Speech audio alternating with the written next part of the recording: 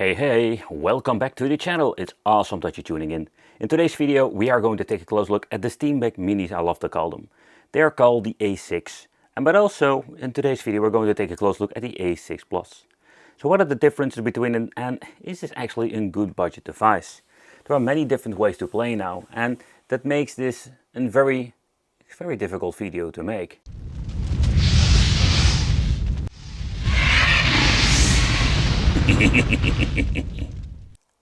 In this massive flow of different devices, it's always a question and very debatable, is this device actually something you should pick up? Because when so many new devices coming out every single month, some of them are already obsolete when they're just being pre-ordered. And the A6 is one of those models. I've been ordering like 4 different times, and every single time this one didn't came to my wicked studio. And it was quite annoying, simply because I wanted to review it and see if this thing is any good.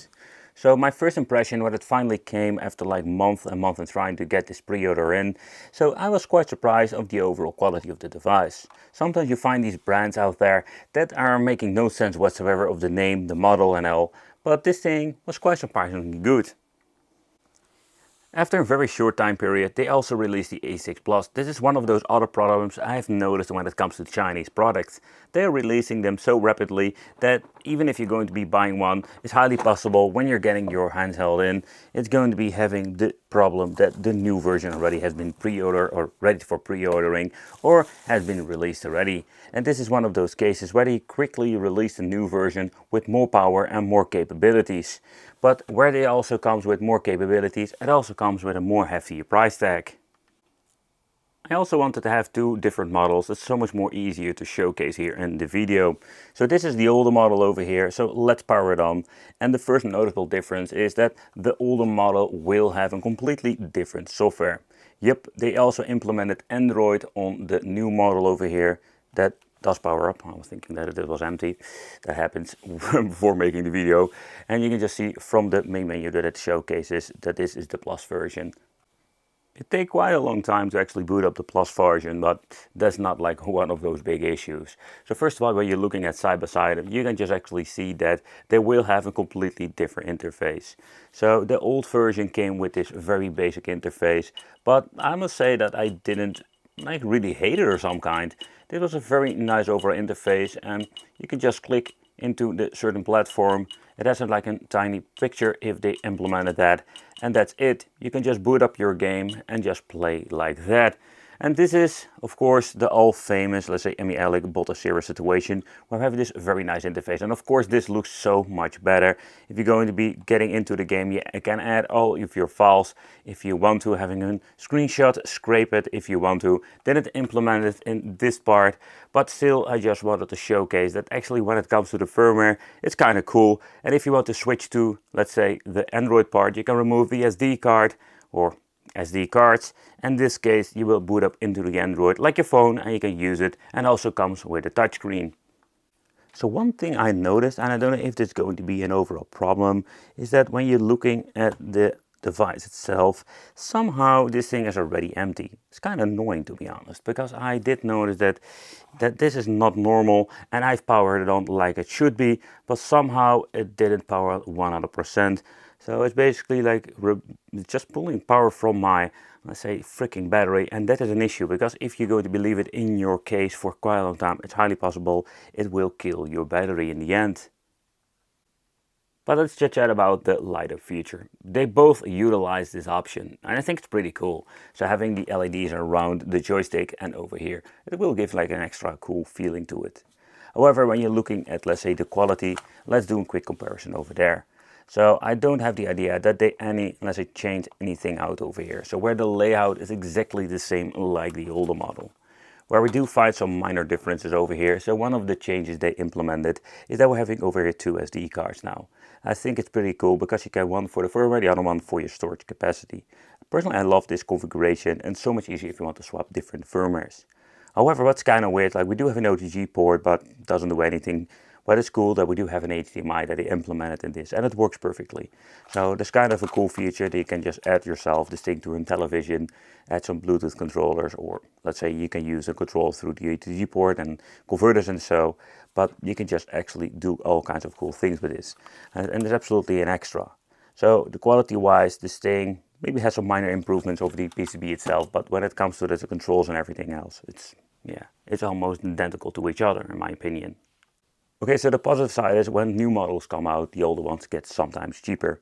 And this can be absolutely a very positive side about this older model, where you can actually just get yourself an old model, maybe in a sale where they're going to be selling it out, and you can just play all of your games without any problem. Another thing I've noticed, like when it comes to this, the audio quality. Oh, okay, that's better. So the overall quality of the audio, it's okay. So another thing I did notice with the older model, and that was also like a little bit of a downside, that we don't have any aspect ratio going on. So everything will look stretched out to the maximum level. And the quality of my speakers is not that great. Yeah, that is one thing to be sure about. But how about when it comes to the newer model over there? Okay, so I absolutely noticed that the improvement of the speakers is significant compared with the older version over there.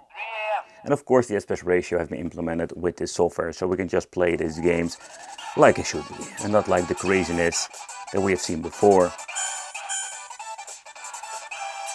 But emulation performance of the old stuff is just great on the older, but also on the new model, beside the crazy widescreen aspect ratio going on. So when it comes to pressing the M button, you can just see it shows that you want to exit. And yeah, that is one of the features, you know. When it comes to the way how you configure this, it's going to be so much more, let's say, dedicated to overall better performance than having the older software over there. With the new generation of devices getting quite interesting, I don't know if I can really recommend these things. And that's with a simple reason, because they also come with a very hefty price tag. And the competition is fierce in the handheld market. Think about Embernic, Powkiddy, they're releasing so many devices. And particularly with Embernic having a quite a good deal when it comes to some of, let's say, the models they're releasing. Where I love this Steam Deck Mini, the first model, if this thing is getting really cheap, it would be an interesting option like a multi-budget platform device. Where the Plus model comes with a hefty price tag and very cool, let's say, overall features like touchscreen and Android, but I think it's not going to be helping and saying that this is going to be an absolutely great overall experience when it comes to, let's say, the plug-and-play situation. Yes, we do have Sega Saturn, Dreamcast and PlayStation Portable, but those platforms are not perfect and will not run perfectly at all. Thank you all for watching, consider subscribing, let me know what you think of the Steam Deck Mini, and it would be great to see you in the next video. But when going back to the older model, I do notice that when it comes to the pressing of the ABXY, it does feel slightly different. Oh, also the buttons have been configured completely wrong.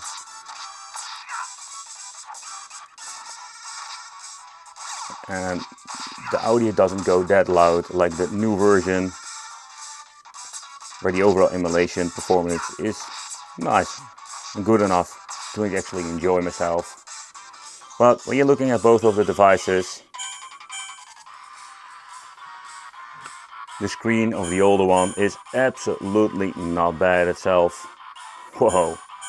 Already mentioned before, it's like you do feel the press of the button, or there's something between my ears. Do have the idea that there's more of a resistance. So they did some minor improvements so far, you can see when it comes to the button press itself. So let's start off with some NES. The unfortunate thing is we have some widescreen shenanigans going on, and so far I know there's no way of like switching it out. That's kind of a little bit of a downside. But when you're looking at it, they're using a kind of a filter. It doesn't look that pixelated. The D-pad's quite awful to play with. I do have like struggles navigating. Pressing left or right, that's not a problem, but what I do have a problem with when it comes to, let's say, overall, let's say, getting in different movements going on.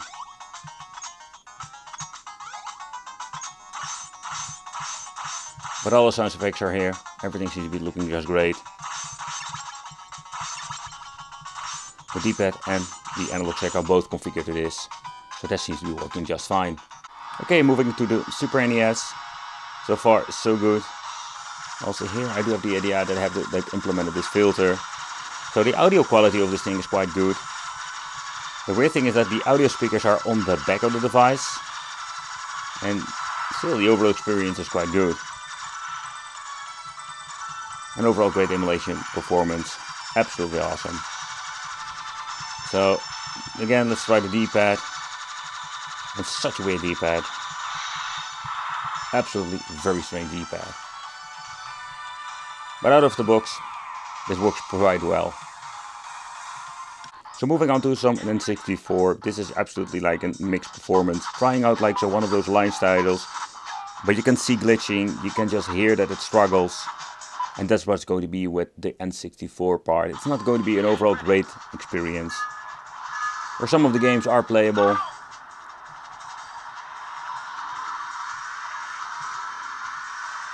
I always keep wondering why they're going to be adding this. We will always see that the favorite games for you and me to play, they won't run at all or have a lot of problems. But what you can just see with the Lamborghini racing, it seems to be working just fine. Also when you go into the main menu, there is no, let's say, extra options in here. But where this new model absolutely shines is because of the more power and the more powerful rock chip in the inside, where we have overall better emulation, where I do have like N64 emulation, but take consideration this is always going to be a problem on these devices for now. Sega Saturn and Dreamcast are new edition and absolutely great, and also the same for PlayStation Portable. It's going to be a hit or miss with these devices. But after a couple of boots, and finally get this thing managed to into the Android part of it. And yeah, you can actually use it in combination also with the touchscreen, because now it does actually work. It has all to do that the touch wasn't enabled on the previous software. So in here we're finding all the options like an Android phone, only everything has been put in Chinese. And yeah, it's kind of cool, so we can actually use all of these features, get ourselves into the Play Store and install games. For example, if you have Street of Rage 4, you can just install it and play it on here. What we can do is maybe get yourself like a different interface. It's a lot of work, and I've seen it before with Retroid, but this is one of the ways you can actually play if you want to do a little bit of tinkering. I did wonder like what happens if you're going to be trying to boot it up without an SD card. Is there any firmware on the device itself, or is everything being loaded from an SD card? But it seems to be that the only thing that it does is just giving the vibration motor a rumble, and that's it. Another test that's just great to do is PlayStation 1 and all the other craziness, but with MAME it's of course some Mortal Kombat. So just wanted to see how this actually worked, but so far the emulation is just great. Everything has been mapped correctly out of the box.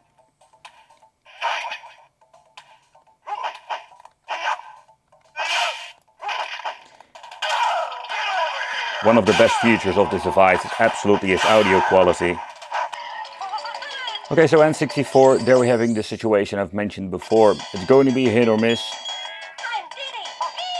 So I slept in a couple of games, not every single game was going to be booting up. You can just hear that it stutters. What we can actually do is get messing with the emulator, seeing if we have different ways to actually emulate this to get overall better performance.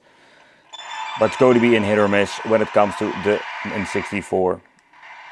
So if you want to have an N64 emulator device, we'll just look in something different. Think about maybe in Steam Deck, where this thing is actually like massive compared with this tiny device. Or just look into the games that are supported. Most of them, the launch games, are just great. Cruising the USA and GoldenEye, that will not work at all. Another unfortunate part is when it comes to, let's say, how everything has been set up. You can see that the menu is glitching, so this is absolutely a problem. There's a weird glitching going on when just choosing a character. Getting into the overall gameplay, it seems to be working just fine. So when it comes to Sega Dreamcast emulation, this device is capable of running it.